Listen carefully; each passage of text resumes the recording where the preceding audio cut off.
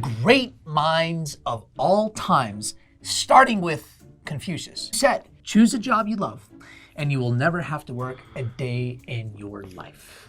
But is it actually possible for all of us to do what we love and make money doing it? Recent surveys of Gen Z revealed that 29% of children between the ages of 8 and 12 want to be YouTubers.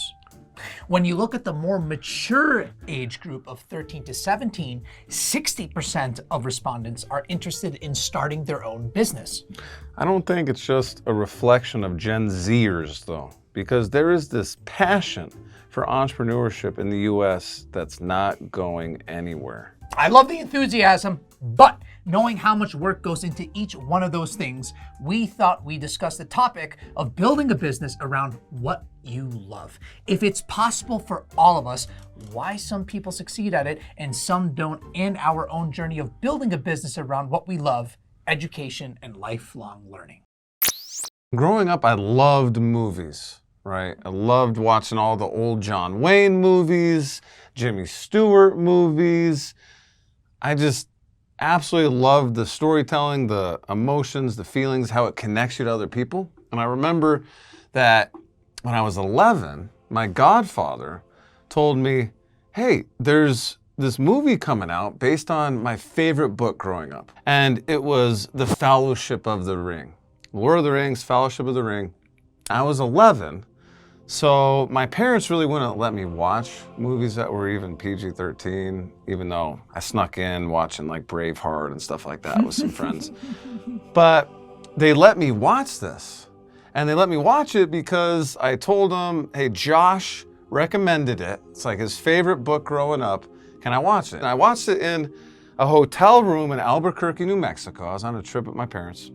And I literally watched it in a screen that was like 2.5 feet by 2.5 feet. One of the old TV boxes. It's like standard definition. The sound is terrible. All this stuff. And I just remember Smeagol's face taking up the whole screen. They stole it from us.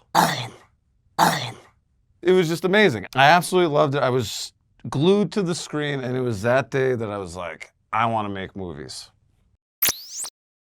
So as you know, in college, I decided to study accounting and film.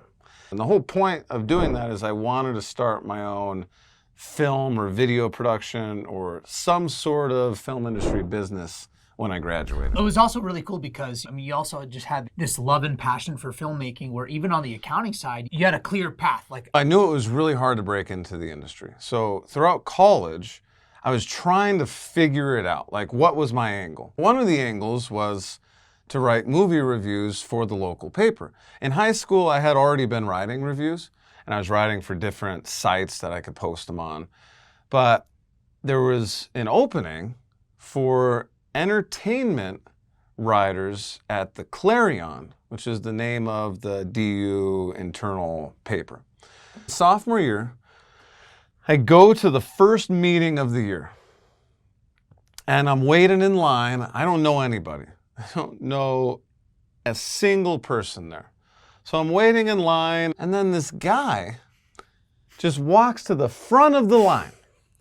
This guy looked very mature, and I'm like, damn, it must be really nice being a senior to be able to do that, because I'm a sophomore, and I have to stand back here. So he goes, cuts the line, and then he just leaves, okay? I finally get to the front of the line, and I'm asked, what do I want to write about? And I'm like, okay, can I write about The Town? The Town was just coming out with Jeremy Renner, Ben Affleck. Amazing movie. And I'm like, can I write about The Town? And they're like, no, it was already taken.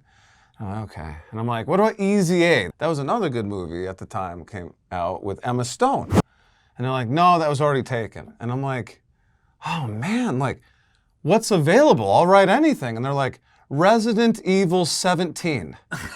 To be fair, I don't know which Resident Evil it was, but it was like Resident Evil something. And I'm just like, okay, I guess I'm starting at the bottom. So I picked that movie. Our friend Ben and I went to go see it, and it was horrendous. And I had to come up with some review. So I wrote the review, And I had to see the movie in 3D also, and 3D tickets were more expensive. So I literally spent more on the 3D ticket to see the movie than I did to get paid to write the review. I lost money on this review. Well, it turns out that one guy that had cut the line that one day wasn't a senior.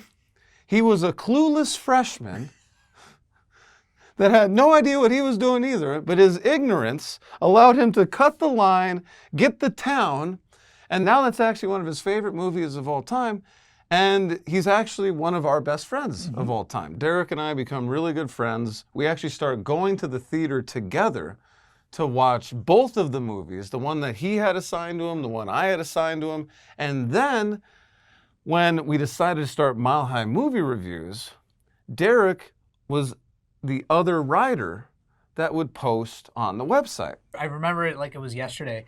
Corey Caccetti was a professor. He was talking to us all about these ways to incorporate. And I don't even know, like, I didn't even know you could really buy domain names at that point. And I remember at the end of class, like literally we're standing up still. We're at the entrance exit area of the class. And you're like, yo, man, I just checked out milehighmoviereviews.com. It is available. And I was like, dude, you should buy it. We thought it was like the best thing ever. We thought it was like the best We thing were like, ever. how does no one own this? What a great name. I filed for Mile High Movie Reviews LLC that evening, and it was off to the races. So we'd have the reviews we'd write for the Clarion, and then we would repurpose those reviews and put them on our website. Now, the thing with the Clarion is when you would write a review and it would get launched in the paper, it was nothing like the review that you had written. So we actually didn't have to change the review that much to put it on our website because the editor would completely change our review because it was being made for a paper and there's only so many words and they have to do a headline, and paper was very different from writing online.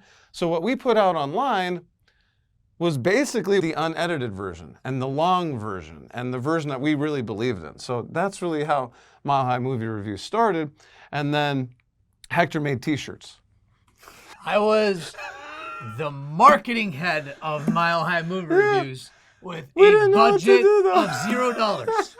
It was great. I was studying marketing, and I'm like, I'll take on the marketing side. I also did actually write a couple of blog posts. So I was involved. No, you wrote as well. Yeah, I was involved in different aspects of the biz. My claim to fame was, you need a t-shirt, I got your back. The whole plan was sign up for a review with the Clarion, get paid for it, which would basically pay for our ticket.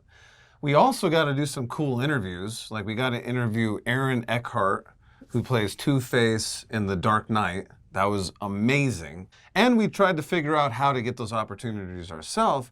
But regardless, we didn't really know how to make money. So what ended up happening is we actually had a couple different companies reach out to us from the UK. And they reached out to us to put a sponsored blog post on our website. And it got to the point where we had 1 or 2 sponsored blog posts going out a quarter. And we got paid $100 What up? per sponsored blog post. There we go. Hey, you made that green. That's what I'm talking about. And the biggest thing that happened with SEO, search engine optimization, was we actually had an image in our Les Miserables review that ranked at the top of the search results in Google, the Google image search results. The image we had in our blog post ranked there. And it was literally getting us like 1,000 to 2,000 views per day because of this image. But that didn't turn into anything because they were literally just seeing the image. They never hit the review or the website. But that was the only thing that I almost was like, oh, this could be a thing. But it didn't turn into money or anything. So I was just like, I got to find something else that is actually going to make money. And writing a review every week, it was a lot of work. Plus, you would have to go watch the movie. Yeah, Come back, and you get write tired it. of watching movies. After a while, every movie seems the same.